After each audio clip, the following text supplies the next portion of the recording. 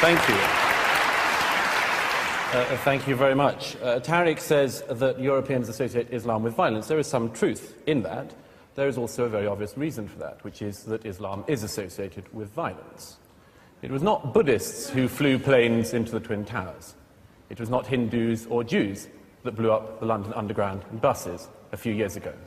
And that simple fact has to be acknowledged if you're even going to start a dialogue. Now, what is happening, ladies and gentlemen, it's not a pantomime. I'd argue that Europe has done not too badly, considering the circumstances. In the middle of the last century, there was an almost negligible Muslim presence in Europe. At the turn of the 21st, in Western Europe alone, there were 15 to 17 million Muslims. That's a very fast migration, ladies and gentlemen, one of the fastest in human history. And no society would find it easy to deal with that kind of migration. As it happens, European societies, Western European societies, have, I think, dealt with this much better than some would. Certainly, Muslims coming to live in Britain and in Western Europe enjoy more rights and better rights, among them freedom of worship, than they do in any Islamic country in the earth here today. We do have a problem. We have a problem when the failures of Islam throughout the world, the failures of all Islamic societies, come here into Britain. Their intolerance of freedom of conscience, their intolerance of apostates, their intolerance of freedom of expression and freedom of speech, their intolerance of minorities, other religious minorities, sexual minorities, their intolerance of gays, their dislike and distrust of half of the population, women, and many, many other things. And the call, what's more, for a parallel legal system within Britain and European societies. This is monstrous. No other group behaves like this, asks for parallel laws. This is a fundamental problem, and it's one we're going to have to deal with. It's a problem between a society, Western Europe, that believes that laws are based on reason, and Islam that believes that they are based on revelation. Between these two ideas, I'm not sure there is very much compromise for Europe. It is not Europe that has let down its Muslims, but the Muslims of Europe that have let down Europe. This is not solely something which we have to say we can never reconcile. Of course we can reconcile this, but we need to be honest about it. We need to be frank about it, and we cannot avoid things just because they are unpleasant. And if there were one thing I would wish Muslims in Europe could learn today, as fast as possible, it would be this: that you have no right in this society not to be offended. You have no right to say that because you don't like something you can commit violence, or you would like something to be stopped or censored. You have no right to have more hate laws or hate crime laws or hate speech laws just to defend Islam. You have to realize, the Muslims of Europe have to realize, that a society in which even your deepest feelings can be trodden upon is the only society worth living in. And the sooner we can learn that, the sooner that Islam can learn that within Europe, the better. It is not Europe that has failed its Muslims. It is Islam that has failed Europe. I'd argue Islam has failed its Muslims. Thank you. But if you had a daughter or a son that wanted to become a Muslim, would you be happy about that? I don't think so. Hypothetically speaking, Douglas Murray, what would you say to that lady? No, of course it wouldn't bother me. I mean, I would hope that if somebody has access... Look, what Fleming and I are arguing for is that people have the right to access all of the kind of opinions, all of the knowledge that they can. That means, among other things, having, for instance, access to all of the criticism that should be written of the Quran and of Islam. And if they weigh up after knowing all of these things and having access to all of them that they would like to become Muslim, I don't have a problem with that. All right. Good. You answered the question. Petra? When my daughter was born in '98, I called her Soraya, which is the Arabic name for Pleiades, because I felt that she needed to have a present for the rest of her life. After 9/11, people asked me whether I had regretted giving her an Arabic name.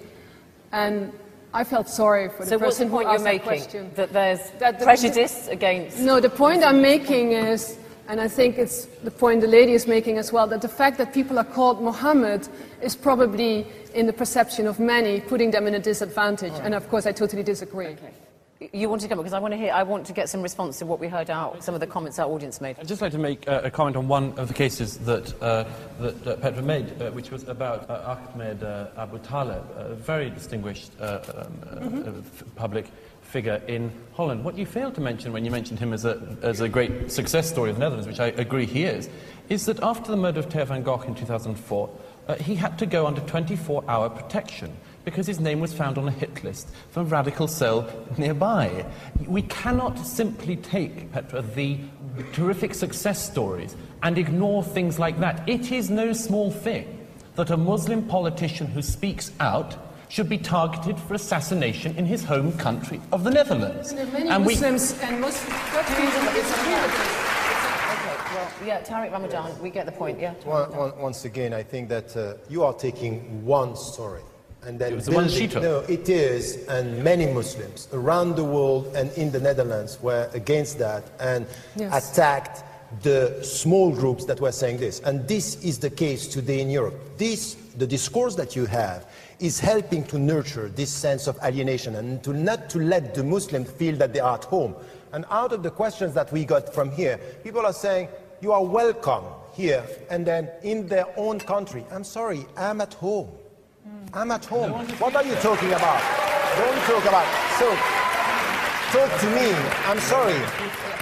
Talk to us, or talk to me as a fellow European, and not as someone who is an outsider infiltrating the freedom of expression and using this. This is one. Let me finish. Can I come back to that? No, I'm not saying you're not a European, but I would appreciate the following, which is that don't come to this hall and tell this hall that you're a European, and go to another and talk to an Islamic audience as Islamic brothers. Because that is what you have spent your career doing. What's wrong? Speaking through. Let me finish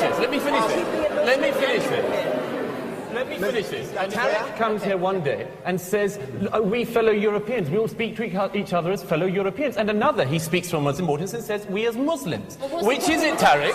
Which is it? I'm a Muslim. You can't pretend you have two identities. Come and just you know what? Can I say something about But that? you are my... Okay, you two, just a minute. Douglas, I want to ask you, you heard some of the people from the floor there, the woman complaining about attacks on her because she's described as a scarfie because she wears a head veil. I mean, that is something that you would regret. I mean, that doesn't promote social cohesion, does it? Nobody thinks that any physical attacks or any such thing could be a good thing to happen. Of course not. Of course, there are. Let's make sure we're right. Talking about prejudice exists in society. Let's just be absolutely clear as an audience. Prejudice undoubtedly exists in this society. It exists across racial groups, including from minorities to other minorities, after all, which is one of the things we see increasingly in Britain these days. And it is also the case that people, in particularly famously lower socioeconomic groups, are likely to feel hatred for other groups. That is one of the things that has to be tackled, and everyone, I think, in this hall, I'm sure, we're in agreement that that should be tackled. But do not mix up somebody, a thug, a racist, and so on, attacking somebody in a street with the right of Fleming and me to say what we see in the Quran, what we think of Muhammad, and maybe even asserting our right to say so. Okay, all right, now... Thank you. Well, first of all, just to pick up on a couple of people, particularly women, who said about the terrific things that Islam gives women in terms of rights.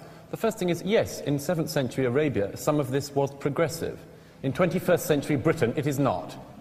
And you have to make that fundamental admission that the Quran is not a document for women's rights in Europe in 2010. It is not.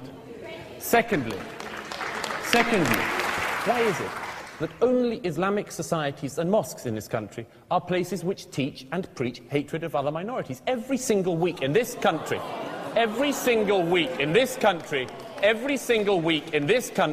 there are people on campuses who teach the murder of minorities.